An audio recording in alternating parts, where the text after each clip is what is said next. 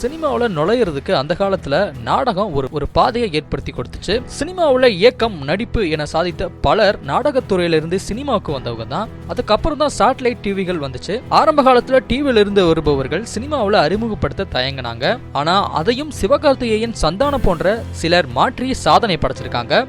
அடுத்ததாக குறும்படங்கள் ஒரு பாதையை அமைத்து கொடுத்தது. அவற்றிலிருந்து விஜய் சேதுபதி, பாபி சிம்ஹா, நிவின் பாலி போன்ற நடிகர்களும், கார்த்திக் சுப்புராஜ், பிரதீப் ரங்கநாதன் உள்ளிட்ட இயக்குநர்கள் பலரும் வந்தாங்க. இப்போது சமூக வலைதள காலம். ரீல்ஸ், ஷார்ட்ஸ், யூடியூப் வீடியோக்கள் மூலம் பிரபலமான சிலர் தற்போது சினிமாவில் நுழைஞ்சிருக்காங்க. அவர்களில் ஒரு சிலர் வெற்றி பெற்றுள்ளதனால தொடர்ந்து பலர் இப்போது வர ஆரம்பிச்சிட்டாங்க. சிலர் நடிக்க மட்டுமே செய்ய, சிலர் இயக்குனராகவும் மாறிட்டாங்க. யூடியூப் பிரபலமான நிரஞ்சன் இயக்க, பாரத் நடிக்க மிஸ்டர் பாரத் என்ற படத்தின் படப்பிடிப்பு முடிஞ்சிருக்கு. இந்த படத்தை இயக்குனர் லோகேஷ் கனகராஜ் இணைந்து தயாரிச்சிருக்கிறாரு. இதற்கடுத்து மற்றொரு யூடியூப் பிரபலமான விஜய் சித்து இயக்கி நடிச்சிருக்கிற டயங்கரம் என்ற படம் ஆரம்பமாகி தயாரிப்புல இருந்து வருது. இந்த படத்தை ஐசரி கணேஷ் தயாரிக்கிறாரு.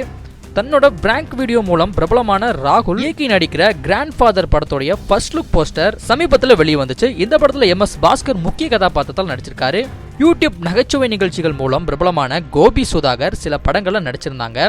அடுத்து hey money come today go tomorrow என்ற படத்தை பிரம்மாண்டமாக ஆரம்பிச்சிருக்காங்க. ஆனா அந்த படம் கைவிடப்பட்டதாக தெரியுது. தற்போது ஓ காட் பியூட்டிஃபுல் என்ற படத்தின் ஃபர்ஸ்ட் லுக் போஸ்டர் வெளியிட்டிருக்காங்க. விரைவில் இந்த படம் வெளியாக உள்ளதா அறிவிச்சிருக்காங்க. யூடியூப் தளத்துல பிரபலமாக இருந்த கார்த்திக் வேணுகோபாலன் நெஞ்சமுண்டு நேர்மையுண்டு படத்தையும், ராஜ்மோகன் பாபா பிளாக் ஷிப் என்ற படத்தையும் இயக்கினார். அருள்நிதி நாயகனாக நடிச்ச டி பிளாக் என்ற படத்தை விஜயகுமார் ராஜேந்திரன் இயக்கியிருந்தாரு. இன்னும் பலர் யூடியூப்ல இருந்து சினிமாவுக்கு நடிக்கவும், இயக்கவும், தயாரிக்கவும் முயன்று வராங்க. வர்ற காலங்கள்ல இது அதிகமாகவும் வாய்ப்பு இருக்கு. யூடியூப்பில் கிடைத்த பேர், புகழ் சிலருக்கு சினிமாவில் கிடைக்கிறதில்ல. அந்த அனுபவம் மட்டுமே அவர்களுக்கு சினிமாவில் வெற்றி பெற போதாது. இருந்தாலும் கிடைக்கிற அனுபவத்தை வச்சு மாற்றிக்கிட்டா அவங்களும் வெற்றி பெறலாம்.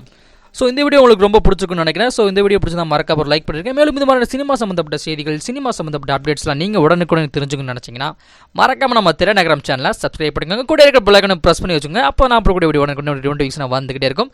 ஸோ மீண்டும் நல்ல வீடியோ சந்திக்கிறேன்.